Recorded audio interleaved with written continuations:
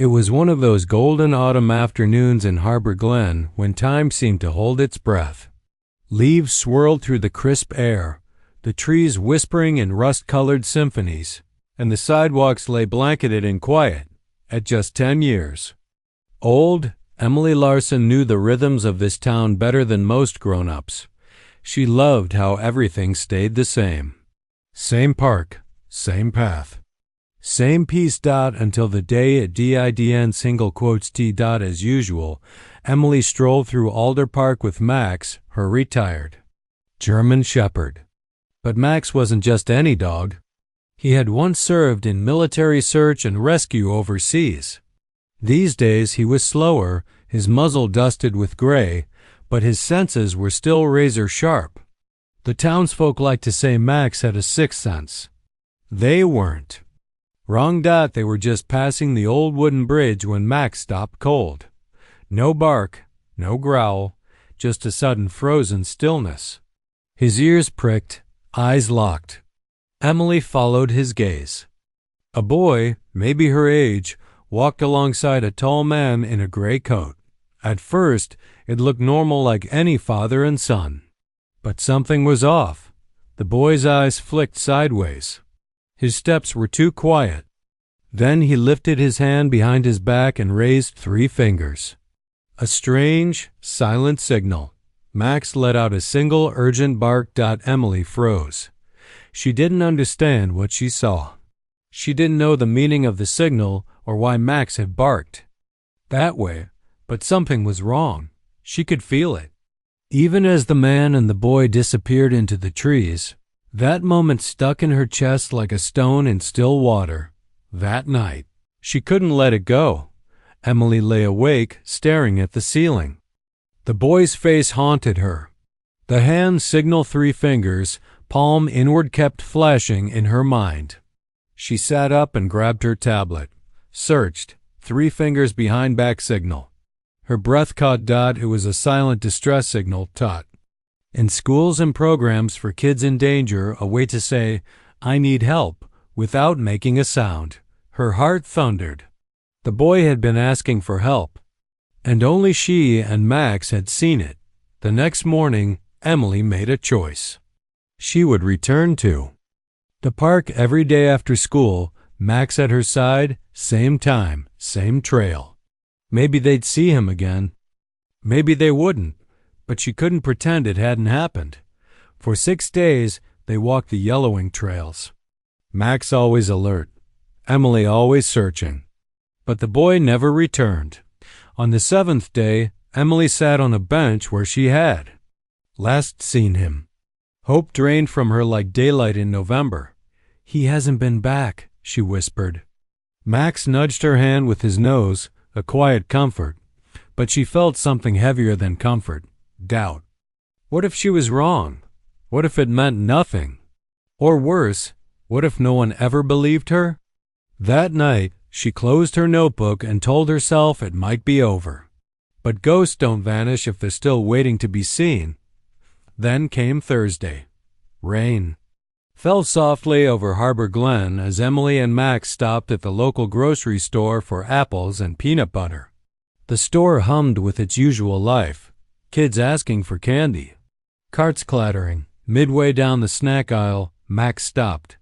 His body turned to stone, nose lifted, ears locked. Then came a low growl from deep in his chest. Emily turned. There he was, the man in the gray coat. And the boy, they walked casually, the boy holding a basket. His clothes neat but oddly stiff, like they belonged to someone else. Then his eyes met Emily's. For a split second, a flash of hope. He raised 3 fingers behind his back. Emily felt the world tilt. Max barked sharply. This was real. No doubt, no question. She grabbed a nearby store employee. "That man, the boy, he gave me a signal. He's in trouble." The woman blinked. "What?" But they were already gone around the corner. Emily didn't wait. She ran. Max at her side, but they were gone. She dashed to the front of the store. "Please, that boy needs help," she told another employee. 3 fingers behind the back. It's a distress signal. The woman hesitated, then softened. Are you sure, sweetheart? I'm sure. But the manager didn't believe her. We can't accuse people based on hand gestures. So Emily made her choice. She followed them. Out the doors. Across the parking lot. Max led the way. They moved fast, careful, tracking through alleys and puddled sidewalks. Rain fell steady now. Max never hesitated. Then they vanished again. Emily stood alone on a corner, breath ragged. They're gone. But Max didn't give up. He sniffed, circled, paused. Then ran. Emily hesitated. Then remembered, Max doesn't follow scent. He follows. Intention. She whispered, track them. I'll wait. Max disappeared. She waited. For 2 long hours. In the rain, alone. And when Max returned, wet, trembling, but eyes fierce, Emily stood. She didn't need words. She was ready. Max had found something real, and it was time to tell someone who'd finally listened. Emily didn't wait. As soon as Max returned, still bristling, eyes sharp, she grabbed his leash and ran home, soaked from rain and adrenaline. Her dad was just stepping out of the garage when he saw them. Emily, he said, startled. What's going on? Emily's words tumbled over themselves. She told him everything. Thepperk, the boy, the signal, the second sighting at the grocery store, the hours off waiting. And now Max's return with that same electric tension in his body. Her dad listened quietly, then knelt down, placing a steady hand on Max's back. Max didn't move, just stared ahead, alert. I believe you, he said softly. More importantly, I believe him. They didn't waste time. Her dad drove them to the Eden Valley Police Department, where the receptionist raised her eyebrows at the sight of a Soka, a retired military dog and a worried father, but then something shifted. An older officer walked into the lobby. His badge read Lieutenant Carver. And the moment he saw Max, his fist changed. No way, he murmured. That's Max from Unit Bravo out of Kandahar. Emily's dad nodded. Carver whistled low. That dog saved 4 men from a collapsed building. I'd trust his instincts over half this department. Within 10 minutes, officers had gathered. Emily retold everything, her voice shaking, but sure. Carver crouched beside Max. Where'd you last track them, boy? Max didn't bark. He just stood low and looked toward the door. It was all the answer they needed. They followed Max for nearly 20 minutes past edge of town, down narrow roads wallowed by trees, and into fee-forgotten outskirts where the pavement cracked and the houses stood too far apart. Max led them to a chain-link fence covered in ivy. Beyond it stood an old warehouse, long abandoned by any official records, but humming faintly with noise, barking, faint and constant. The officers exchanged looks. Lieutenant Carver gave a sharp nod. We move in. What they found inside was worse than anything Emily could have imagined. Rows of cages, dogs with matted fur and daunted eyes. The air thick with bleach, ammonia, and something darker, fear. It wasn't a kennel. It was a training ground, but not for good. These dogs were being beaten, starved, broken, abused for illegal work. And in a corner, huddled behind a stack of plastic bins, was the boy. He didn't cry. He didn't speak. His eyes just locked onto Max and widened.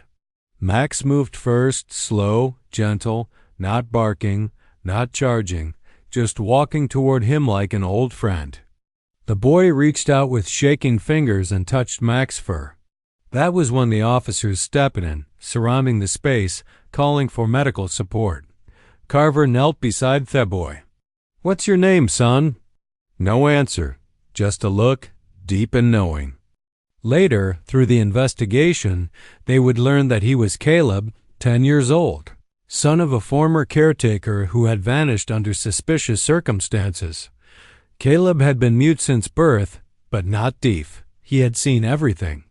And every day he watched. Those dogs suffer. Every day he hoped someone would notice. And when he saw Max, he knew this one would listen. The warehouse didn't stay empty for long. Within weeks, the city council approved funding to transform the old compound into something new. The Harbor Glen Animal Recovery Center. A place not of training, but of healing. Where the sound of barking no longer meant fear, but freedom. Fences were repaired, cages removed. In their place, soft bedding, open yards, gentle hands. Emily and Max visited often. Each time, Max walked slowly through the hallways, sniffing each kennel like a quiet guardian. The dogs responded differently to him. Some wagged, some simply lay still, calm for the first time in weeks. But it was Caleb who changed the most. He lived that temporally with a foster family nearby, while therapists helped him adjust to the world beyond walls and chains. Hestel didn't speak, but he didn't need to. His smile did. One afternoon, as Emily and Max entered the main yard, they saw him. Caleb sat beneath a tree, a sketchbook in his lap. He didn't look up at first, but Max trotted over, tail swaying gently, and nudged Caleb's hand with his nose. Caleb looked up and smiled. He reached into his backpack and pulled out a drawing. It was simple. Crayon on thin paper, a girl, a boy, and a German Shepherd, all standing in front of a building with trees around it. At top, in uneven handwriting, were the words, "The place where I was heard." That night, as the sun dipped below the rooftops of Harbor Glen, Emily sat with Max on their front porch. The street was skeet, the good kind of quiet. Not thievy, not scared, just still peaceful. Max rested his head on Emily's lap, his ears twitching now and then, alert even in rest. She stroked his fur gently, watching the sky shift from amber to deep blue. "I used to think dogs just barked when they wanted something," Emily said softly. Max didn't move. "But now I know some dogs didn't bark at all. They just listen, and that's enough." Her dad stepped out with 2 mugs, one for her, warm cocoa. Undone with just warm water for Max. He sat beside them, not saying much, just buying there. Down the street, the lights off New Recovery Center glowed faintly through the trees. Somewhere inside, Caleb was probably drawing again. Maybe another picture. Maybe another memory turning into peace. Emily glanced down at Max. "I think he chose you," she whispered. Her dad smiled. "Maybe, but I think he chose you first." The wind picked up, rustling the leaves. Somewhere, a dog barked, not in fear, but in play. Emily leaned back, her hand resting on Max's broad shoulder. "Thank you," she said. "Not to anyone in particular. Just thank you for listening, for believing, for staying." And Max, he didn't say a word, but somehow she knew he heard it all.